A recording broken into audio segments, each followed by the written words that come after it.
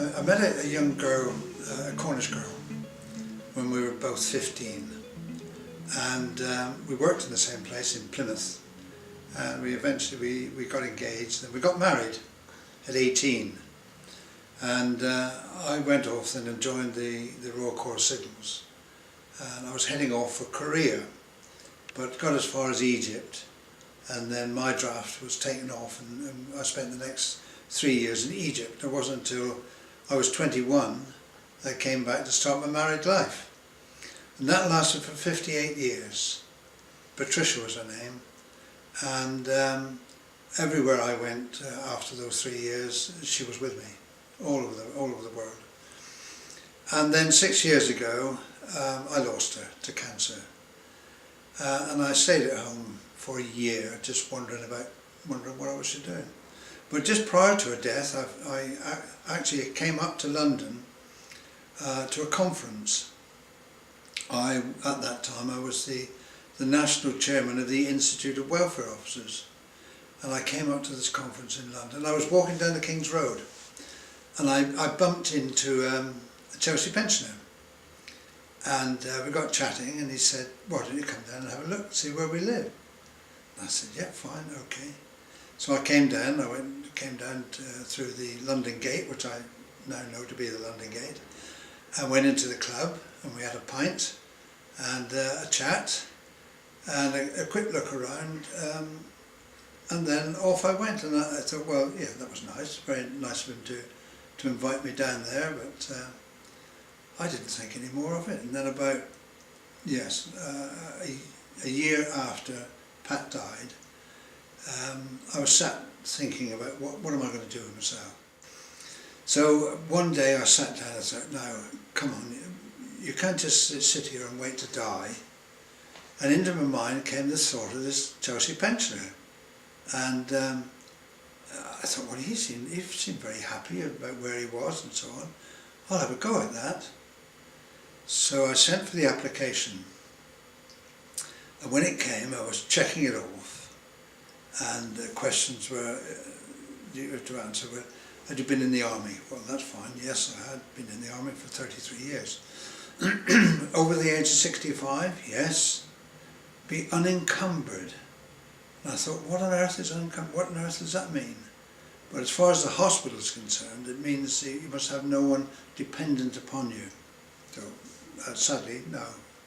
Because my daughter was then living in America. Must have a good army record and be fairly physically fit, because to become a Chelsea pensioner, I discovered later, you needed to be fit really to look after yourself in the first instance. So I sent the application off, and in due course I was asked to come up to Chelsea and to spend 4 days.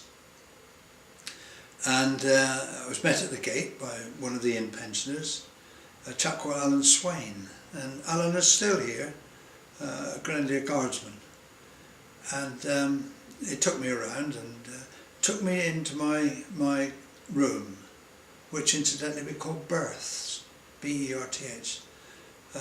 Just to digress a minute, the reason they're called berths is because the wood they're made from came from old French warships that we captured and brought up the Thames. So I was put into this room, measured 6 foot by 6.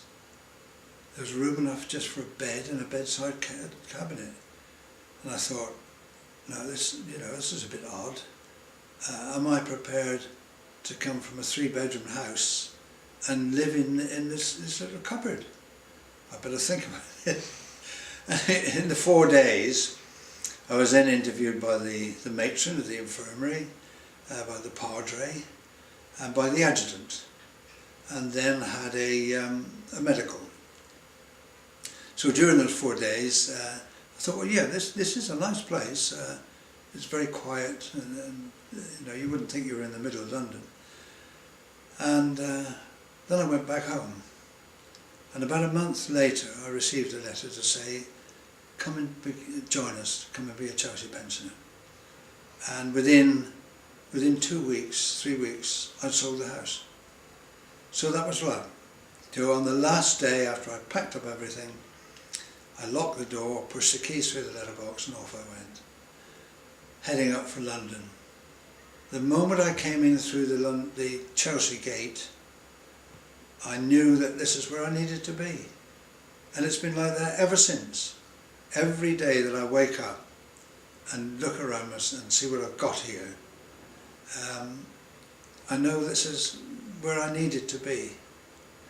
And I thought, because when I left the army, it would be nice to live in a big house with ample gardens and a river running at the bottom of your garden. And I've got it.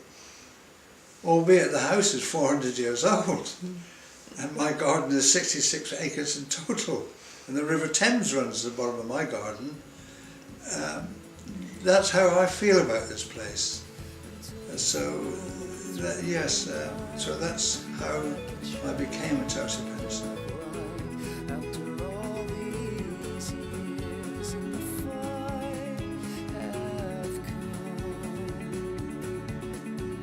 Shatter